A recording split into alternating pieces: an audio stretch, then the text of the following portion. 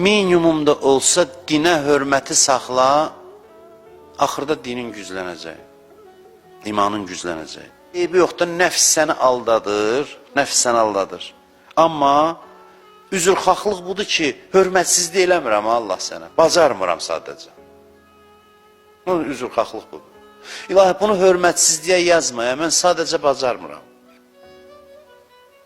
Üzr istəyirəm, yəni hörmətsizlik eləmədim sənin dinivə, hökmüvə. Sən hökm demisən axı. Sən demirsən ki, bunu eləmək olmaz, mən gedib eləmişəm.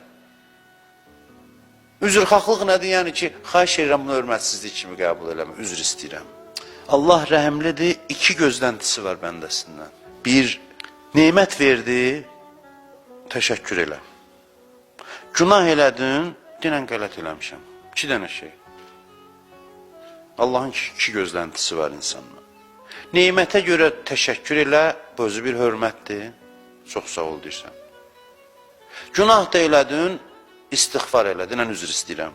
Kim cəhənnəmə getsə, günah elədiyinə görə yox, bilin ki, günah eləyib, üzr istəməyib. Kim cəhənnəmə getsə, üzr istəməyib deyə cəhənnəmə gedib. Üzr istəməyib deyə.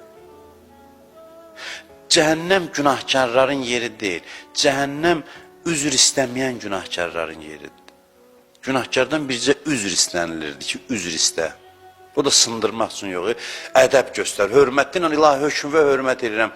Qələt elədim, üzr istəyirəm. Mən bəndənəm, zəifəm, bacarmadım. Şeytan gəlir amma qulağıma deyir ki, axı nə qədər günah, üzür, günah, üzür.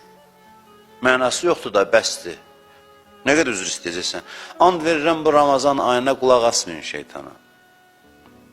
Qulaq asmayın.